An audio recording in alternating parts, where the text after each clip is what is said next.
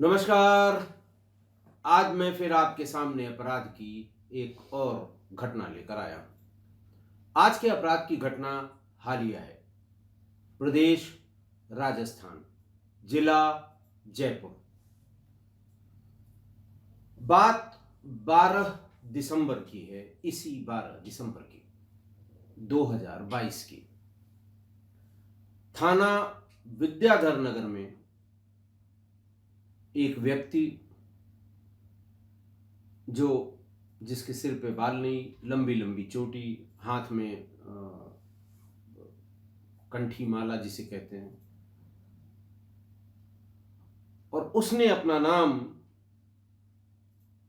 बताया कि उसका नाम है अनुज शर्मा उर्फ अचिंत्य गोविंद दास। उम्र 32 साल। थाने पर आकर उसने ये बताया कि उनकी ताई जी सरोज शर्मा उनके साथ रहती हैं। वो, उनके पिता, ताई, ये तीन ही लोग उस घर में रहते हैं। ताई जी करीब 11 बजे दिन में कुत्ते को रोटी देने के लिए घर से बाहर निकली, लेकिन लौट कर नहीं आई। पुलिस ने फौरन गुमशुदगी लिख ली।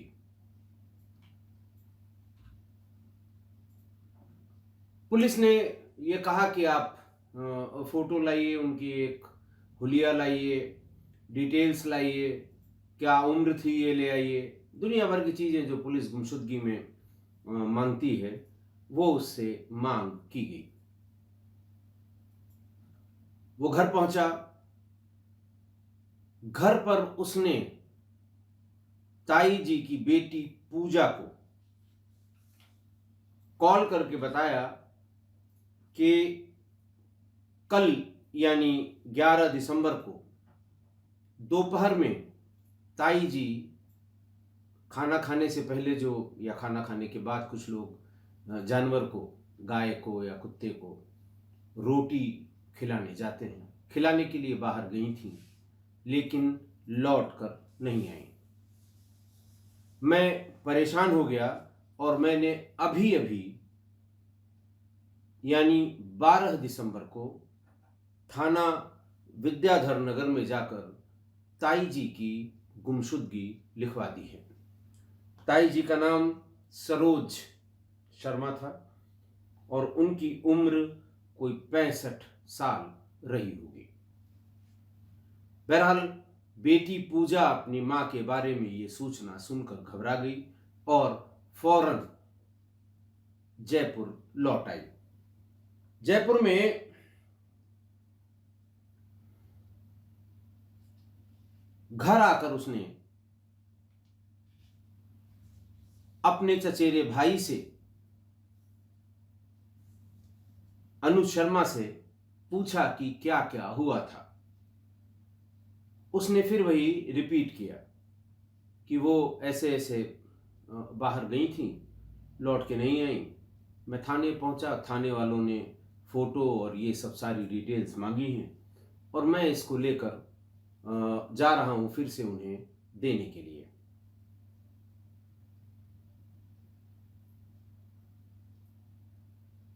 ये पूछा कि चाचा जी और उनके साथ उनकी एक बेटी रहती थी, वो कहाँ गए हैं। तो ये बताया गया कि उनके चाचा बद्री प्रसाद यानी मृतका के देवर, वो और उनकी बेटी शिवी, जिसकी उम्र करीब 32-33 साल है, वो शिवी की शादी के सिलसिले में इंदौर गए हुए हैं। 1-2 दिन में आ जाएंगे, उनको भी टेलीफोन से हमने बता दिया है। परेशान हाल पूजा पड़ोसियों के पास, अगल बगल, बाहर जाकर थाने पर फोन करके मां के बारे में पूछताछ कर रही थी। फ्लैट के भीतर भी चहलकदमी कर रही थी। अचानक उसको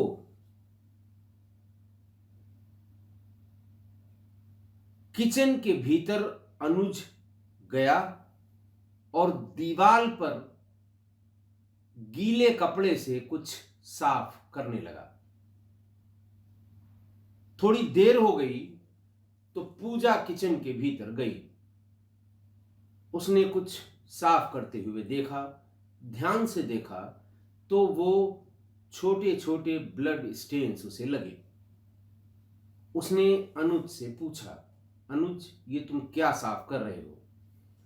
तो उसने कहा कि साहब मुझे नक्सीर आ गई थी। वो जो नाक, कभी कभी नाक से कुछ ब्लीडिंग होने लगती है, अक्सर हो जाता है कि नक्सीर आ गई थी। इसी दौरान मुझे छींक भी आ गई, जिसकी वजह से दीवार पर ये हल्के हल्के छींटे आ गए हैं, उन्हीं को साफ कर रहा था। लेकिन ये बात बताते समय जैसे अनुज घबरा रहा था, शरीर में उसके कंपन हो रहा था। पूजा की बात समझ में नहीं आई। करीब 1 घंटे बाद अनुज ने कहा कि मैं एक सम्मेलन में, संत सम्मेलन में, एक संतों के प्रोग्राम में हरिद्वार जा रहा हूं। उसने कहा कि अरे मम्मी का पता नहीं लग रहा है, तुम हरिद्वार जा रहे हो। बोले बस गया और आया, बहुत जरूरी है वरना मैं जाता नहीं। ये कह के वो वहां से निकल गया। उसके जाने के बाद किचन की उन दीवारों में फिर से बहुत कायदे से पूजा ने देखा, तो ये देखा कि दूसरी दीवारों पर भी, और जहां पर जिस ऊंचाई पर वो खून के बहुत हल्के हल्के छींटे दिखाई दे रहे थे, कुछ तो साफ कर दिए गए थे, लेकिन कुछ अभी भी मौजूद थे। लेकिन उनकी ऊंचाई और उनका रेडियस पास में खड़े हुए किसी व्यक्ति के छींकने से इतने लंबे एरिया में नहीं आ सकता। बहरहाल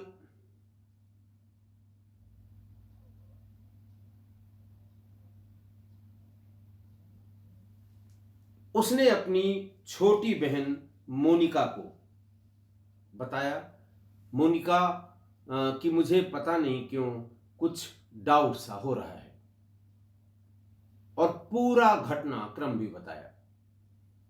तो 15 दिसंबर को मोनिका और उसके पति, ये दोनों भी चाचा जी के यहां आ गए। उसने ये कहा कि अनुज हरिद्वार कह के गया है, मुझे डर लग रहा है, तुम भी आ जाओ। चाचा और शिवी इंदौर गए हैं, शिवी के किसी रिश्ते की बात चल रही है। तो मृतका की दूसरी बेटी और दामाद, ये दोनों भी घर पर आ गए। मृतका का बेटा अमित, वो विदेश में रहता था। दोनों ने फिर नए सिरे से बातचीत शुरू की, उसके हाव भाव, उसकी बातें, और किस तरह से वो ब्लड स्टेन्स, छींटे तो बहुत छोटे थे, लेकिन अगर आप छींटे ढूंढने लगें तो ढेर से दिखाई पड़ेंगे, और अगर आंख से ऐसे ही जैसे सामान्य तरह से देखें तो शायद वो आप नोटिस न कर पाए। दोनों बहनों ने डिसाइड किया कि हमें पुलिस को बताना होगा और अपनी शंका भी बतानी होगी, कुछ तो गड़बड़ है, वरना इसी घर में इतने साल से रह रही हैं, कैंसर की पेशेंट हैं, और 11 तारीख को ही उनको कीमो पर जाना था, और वो उसी दिन 11 को ही कीमो कराकर वो लौटा था। महात्मा गांधी मेडिकल कॉलेज में कीमो कराकर करीब 10-11 बजे वो लौटा था, और उसके बाद वो कह रहा है, और ये भी बता रहा था कि कीमो कराने के बाद जब वो लौटी तो उन्होंने कहा कि अब हम आराम से 5-6 साल और जिंदा रहेंगे। और उसके बाद से ये कह रहा है कि वो चली गई। बहरहाल दोनों बहनों ने तय किया और 16 तारीख को,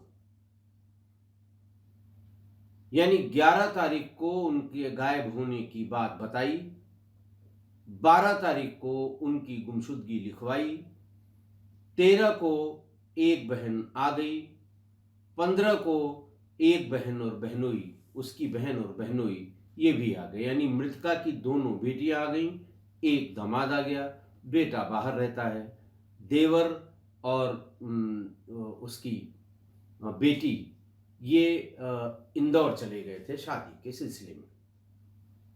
15 की शाम पूजा और मोनिका दोनों थाने पर गईं। पहले उन्होंने तहकीकात की कि क्या मेरी मदर की कोई गुमशुदगी लिखी गई है। थाने पर बताया गया कि हाँ, लिखी गई है। एक इस तरह का बहुत कम बाल, बड़ी बड़ी चोटी, हाथ में माला लिए हुए, अलग तरह की पोशाक पहने हुए एक व्यक्ति आया था और उसने अपनी चाची की गुमशुदगी लिखवाई थी।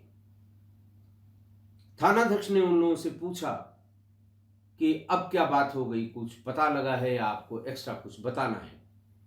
पूजा और मोनिका दोनों ने सिलसिलेवार पूरी बात बताई और ये कहा कि मुझे शक है कि मेरे चचेरे भाई अनुज ने उनके साथ कुछ ऐसा किया है जिसकी वजह से वो सामने नहीं पड़ना चाह रहा है।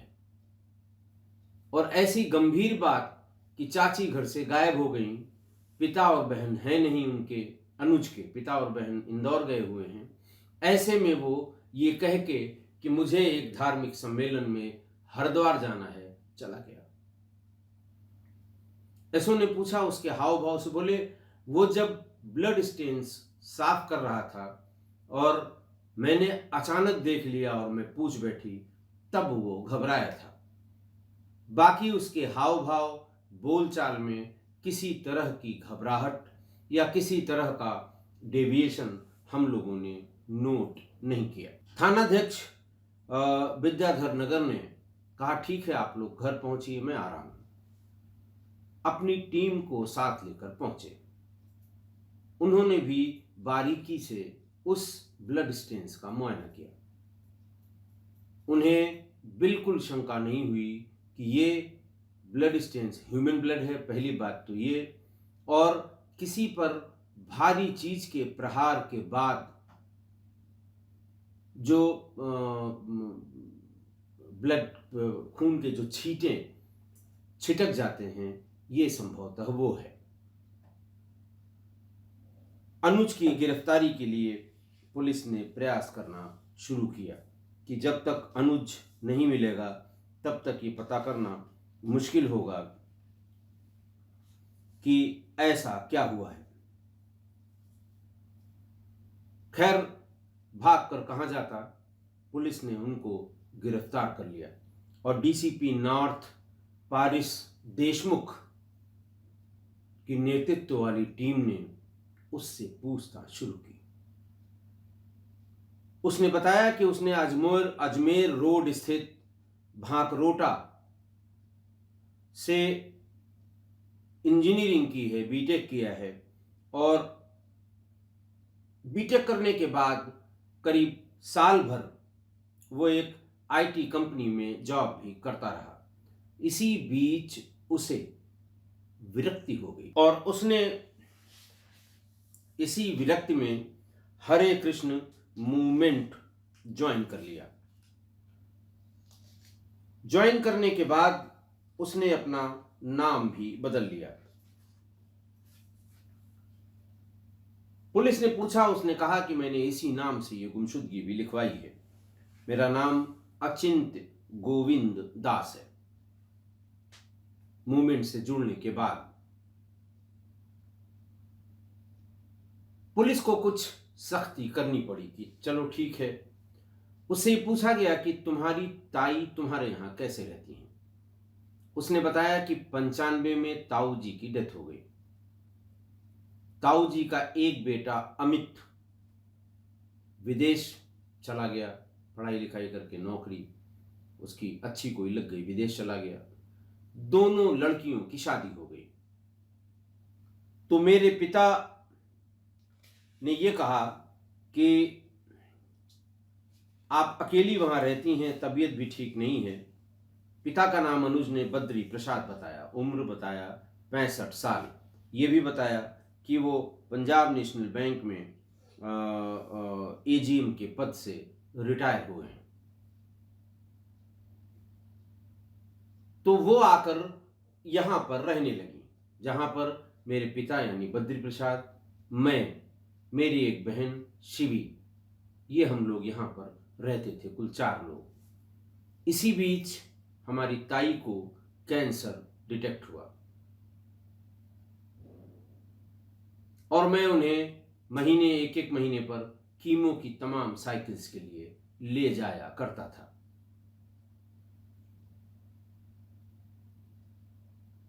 मेरी मां का देहांत हो चुका है।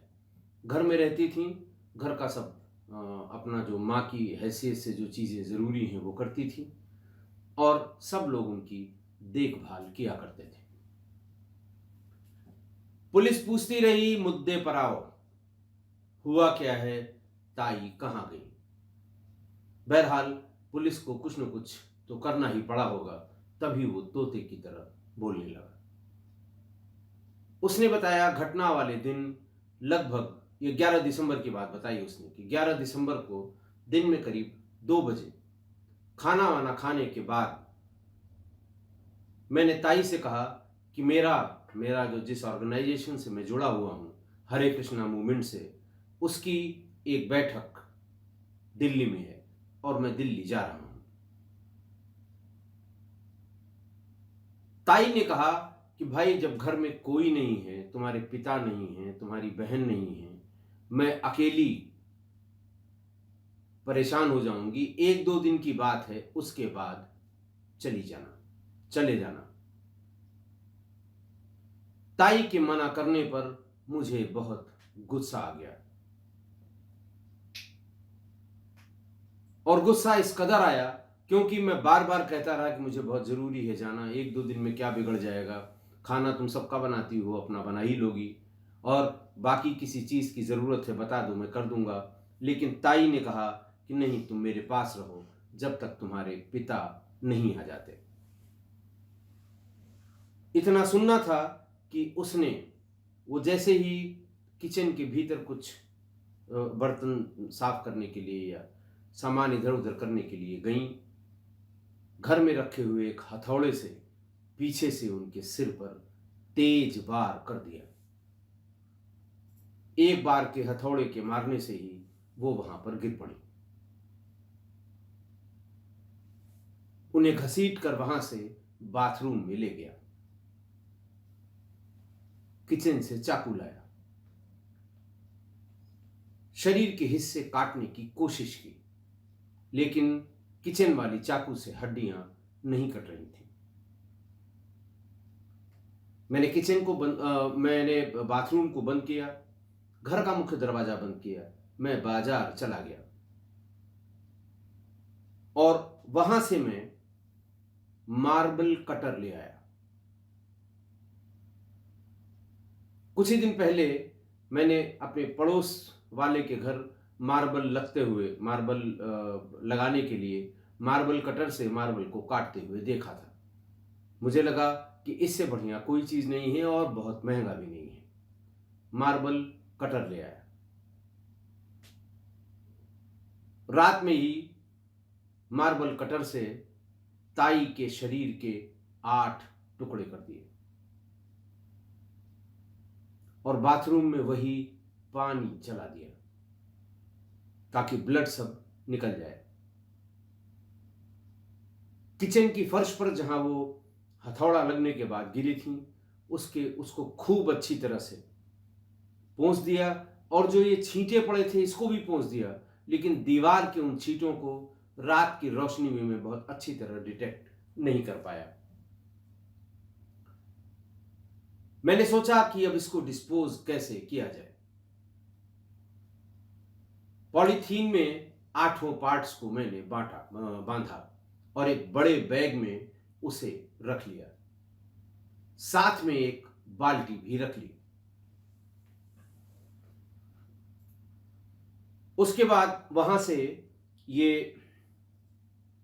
निकल गया और अपनी गाड़ी से बैग में रखे हुए शरीर के इन टुकड़ों और बाल्टी को लेकर सीकर दिल्ली हाईवे पर वन विभाग के पीछे की चौकी में, वन विभाग की चौकी के पिछले हिस्से में जहां थोड़ा जंगल था, वहां एक एक करके अलग अलग जगहों पर ये टुकड़े फेंक दिए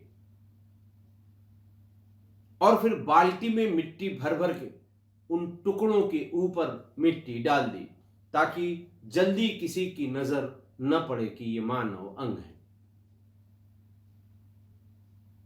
वहां से घर आया, बाल्टी को अच्छी तरह धोया, बैग को अच्छी तरह धोया, हाथ पैर धोया, कपड़े को अच्छी तरह से साफ किया, स्टेन रिमूवर से उस कपड़ों के जो कहीं कहीं स्टेन्स लगे हुए थे उनको साफ किया और तब मैं थाने पर गुमशुदगी लिखवाने गया।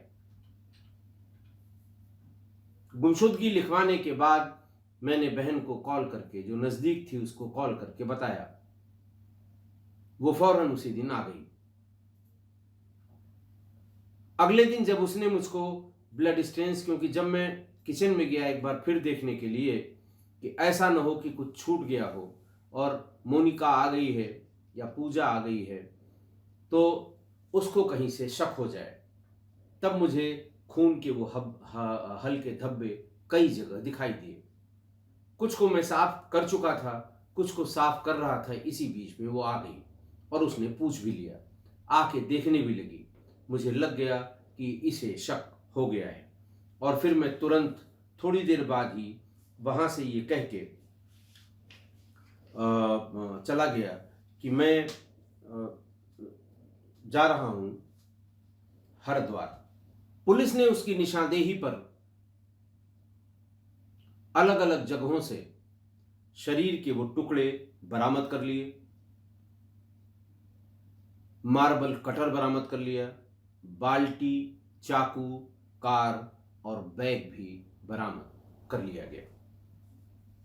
पुलिस ने यह भी जानने की कोशिश की कि ये 13 दिसंबर को जब इसकी बहन ने इसे टोका और फिर ये वहां से कह के हरिद्वार गया तो ये बात सही कह रहा है या गलत कह रहा है। एक टीम वहां गई और उसने ये जानने की कोशिश की कि ये कहां कहां गया था। 13 दिसंबर को ये जयपुर से हरिद्वार पहुंचकर उसने सबसे पहले पतंजलि संस्थान में पेट दर्द का इलाज करवाया, गंगा स्नान किया और गंगा जल लिया। गाजियाबाद में हरे कृष्ण मूवमेंट से जुड़े हुए 2 भक्तों के यहां ले जाकर वो गंगा जल दिया।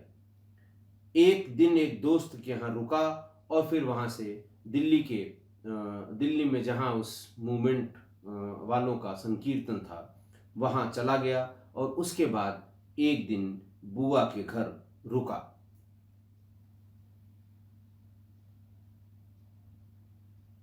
जिन लोगों से को ये घर पे गंगा जल देने गया था, इसके धार्मिक संस्थान हरे कृष्ण मूवमेंट से जुड़े हुए लोगों को, उनसे बात की गई तो उन्होंने कहा कि 2 दिसंबर से वो ग्रुप के लोगों से बातचीत भी नहीं कर रहा था, मिला भी नहीं किसी से।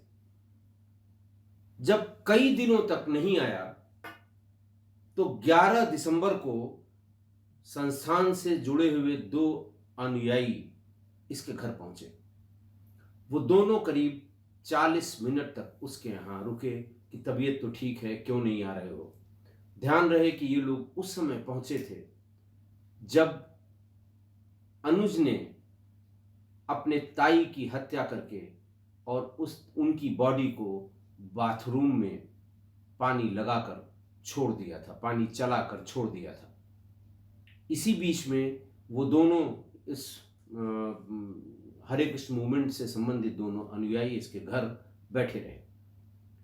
ये बात करता रहा। उन दोनों ने बताया कि हैरत की बात है कि अनुज के हाव भाव और बातचीत में कहीं कोई घबराहट नहीं दिखाई दे रही थी। उसकी बातचीत से लग ही नहीं रहा था कि कुछ असामान्य उनके यहाँ गुजरा है। पूछताछ करने वाली टीम ने फिर पूछा कि भाई मार दिया था, उनके इतने टुकड़े क्यों कर दिए, तो तुम्हारे साथ ही रहती थी। तो उसने जवाब दिया कि फिर कैसे लाश को ठिकाने लगाया जाता ताकि पुलिस को पता न लगता। इसके सिवा कोई और तरीका नहीं है। पिछले कितने दिनों से मैं अखबारों में पढ़ता आ रहा हूँ, टीवी पर देखता आ रहा हूँ, व्हाट्सएप मैसेजेस पे देखता आ रहा हूँ। शायद वो आफताब, श्रद्धा और उसके बाद की 3-4 जो घटनाएं हैं उनके बारे में बता रहा था। लोगों ने फिर पूछताछ करने वालों ने पूछा कि क्या तुम्हें इसका कोई अफसोस नहीं है? उसने कहा बिल्कुल आप सही कह रहे हैं, मैं पहले बहुत रोया, लेकिन फिर उसके बाद खुद को संभाला और परिवार की बदनामी का डर मुझे सताने लगा। और सबसे बड़ा डर मुझे ये था कि अगर ये बात बाहर आई तो मुझे इस संस्थान वाले यानी हरे कृष्ण मूवमेंट वाले अपने संस्थान से निकाल देंगे। और तभी मैंने इसको शव को ठिकाने लगाने की तैयारी शुरू कर दी।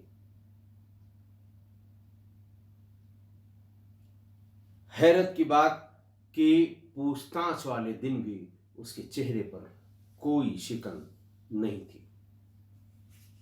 पुलिस ने गिरफ्तार किया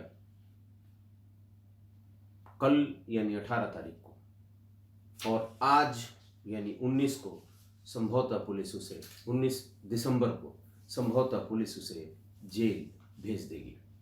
एविडेंस कलेक्ट कर लिए गए हैं, बरामद शरीर के अंगों के डीएनए सैंपलिंग करके उन्हें भेजा गया है मिलान कराने के लिए। आज की घटना, आज भी एक आपराधिक मानसिकता के व्यक्ति ने अपनी ताई के 8 टुकड़े कर दिए, वो भी मार्बल कटर से। अब मेरी समझ में नहीं आ रहा है कि ये क्या होता जा रहा है।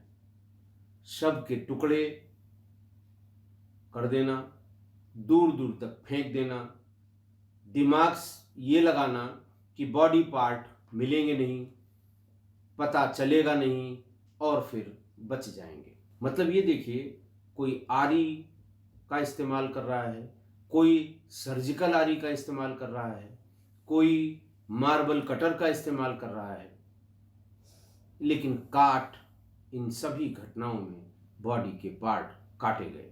काटे सभी जा रहे हैं जिनकी हत्या की गई थी। अब कैसे आदमी बिलीव करेगा, कैसे आदमी यकीन करेगा कि एक आदमी जिसने बीटेक किया है, नौकरी करने लगा आईटी कंपनी में, वो भी नौकरी में मन नहीं लगा तो एक धार्मिक मूवमेंट हरे कृष्ण मूवमेंट से जुड़ गया, अपना नाम भी बदल लिया, सिर के बाल भी कटा लिए, बड़ी सी चोटी भी रख ली, हाथ में माला, और हर समय माला फेरते हुए दिखने वाला ये आदमी, इसके भीतर एक घोर अपराधी छिपा हुआ था। सामान्य सा धार्मिक दिखने वाला एक व्यक्ति, जिसके चोले के अंदर बहुत ही घोर अपराधी छिपा हुआ था। शातिर और दुर्दांत अपराधियों जैसा व्यवहार छिपा हुआ था। एक ही व्यक्ति के दो नितांत विपरीत व्यवहार, नितांत विपरीत चेहरे, नितांत विपरीत मानसिकता, एक ही समय में अलग अलग विपरीत कृत्य। हाथ में माला भी जप रहा है, उस हरे कृष्ण मूवमेंट में जो कपड़े सब पहनते हैं वो पहने हुए हैं, और उसी समय मार्बल कटर से अपनी सगी ताई के बॉडी के टुकड़े भी कर रहा है। यही नहीं, हत्या के बाद अति सामान्य व्यवहार, बहुत ही सामान्य व्यवहार। यानी जिस समय वो हत्या करके लाश को बाथरूम में बंद करके घर में था, उसके संगठन के 2 लोग आए और वो भी न जान पाए उसके सामान्य हाव भाव और व्यवहार से कि इतना बड़ा अपराध इसने थोड़ी देर पहले ही किया है। कितना आश्चर्य होता है। मतलब बहुरूपियों को भी अपना रूप, भेष, चेहरा, नकाब लगाने में, बदलने में समय लगता होगा, लेकिन ये तो पलक झपकते ही बदल गया। फिर पुराने रूप में आ गया, फिर बदल गया, झोले में सारे टुकड़े इकट्ठा किए, ले गया उसको जगह तलाशी, घंटों घूमता रहा, मुफीद जगह तलाशी, फेंका और बाल्टी में इकट्ठा करके मिट्टी उसके ऊपर डाल दी।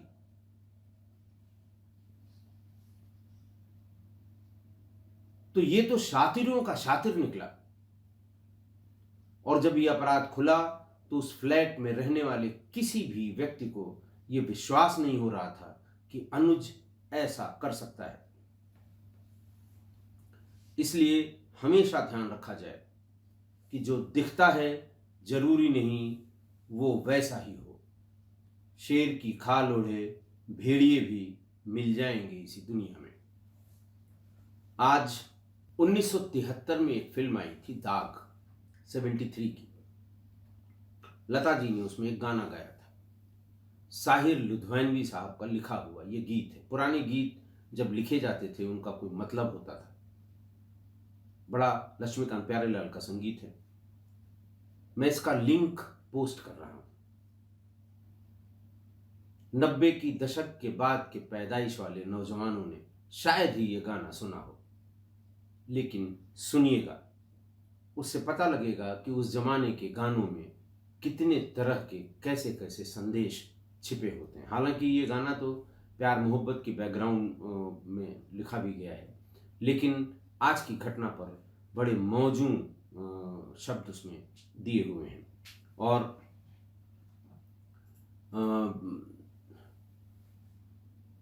एक चेहरे पे कई चेहरे लगा लेते हैं लोग, ये इसके बोल हैं। जब भी जी चाहे नई दुनिया बसा लेते हैं लोग, एक चेहरे पे कई चेहरे लगा लेते हैं लोग। आशा है आप मेरी इस बात से सहमत होंगे। आज के लिए इतना ही, बहुत बहुत धन्यवाद। दिल्ली के श्रद्धा मर्डर केस के बाद जयपुर में हुई हत्या से हर कोई हैरान है। किसी को यकीन ही नहीं हो रहा है कि पूजा पाठ करने वाला भतीजा हत्या कर सकता है। पहले तो पड़ोसियों से लेकर पुलिस तक उसे देखकर बेगुनाह मान रहे थे, क्योंकि हत्या के बाद भी वो नॉर्मल बिहेव कर रहा था। हालांकि छोटी सी गलती ने हत्यारे को सलाखों के पीछे भेज दिया। मर्डर के 2 दिन बाद किचन की दीवार पर खून का धब्बा देखकर उसने फिर उसे मिटाने की कोशिश की, लेकिन वहां मौजूद चचेरी बहन ने उसे देख लिया। इसके बाद सबूतों के आधार पर उसे अरेस्ट कर लिया गया। पूछताछ के दौरान जब पुलिस ने उससे पूछा कि हत्या के बाद शव के टुकड़े क्यों किए, तो उसने जवाब में कहा कि आखिर तुम बता दो कि कैसे होती है बॉडी डिस्पोज। वो ना एस्कॉन टेम्पल से बिलोंग करता है वहाँ पे, तो कभी कभार वो रेयर यहाँ पे आता था। बाकी आपको कभी ऐसा लगा हो कि उसका बिहेवियर? नहीं, कुछ नहीं, हमसे इंटरेक्शन ही बहुत कम था उसका। जब भी उसको देखा हरे कृष्ण हरे राम करते हुए, उसको मतलब पूजा पाठ ही था वो। दौरान भी और उसके पश्चात भी लगातार नॉर्मल ये व्यक्ति अपने अन्य साथियों से नॉर्मल बातें कर रहा था। इस बीच इसकी मुलाकात 1-2 लोगों से भी होती है, तब भी ये पूरी तरह से नॉर्मल है। आरोपी भतीजे ने इंजीनियरिंग कॉलेज से बीटेक किया है। पढ़ाई पूरी करने के बाद उसने करीब 1 साल तक जयपुर में काम किया। फिलहाल पुलिस आरोपी को रिमांड पर लेकर पूछताछ कर रही है। निखिल सिंह, दैनिक भास्कर, जयपुर। जयपुर जिले के मनोहरपुर थाना इलाके में कुएं में मिला ये कंकाल 19 साल के युवक का है, जिसकी 4 साल पहले हत्या कर शव को कुएं में डाल दिया गया था। इसका खुलासा पिछले दिनों तब हुआ जब आर्म्स एक्ट में पकड़े गए बदमाश ने हत्या की बात कबूली। आरोपी ने आपसी रंजिश की वजह से मृतक विनोद की अगवा कर हत्या कर दी और शव की शिनाख्त न हो और कुएं से बदबू न आए, इसके लिए शव पर 2 कट्टे नमक भी डाल दिए थे। इस वारदात में उसके साथ एक और शख्स भी शामिल था। Bureau report, Dainik Bhaskar.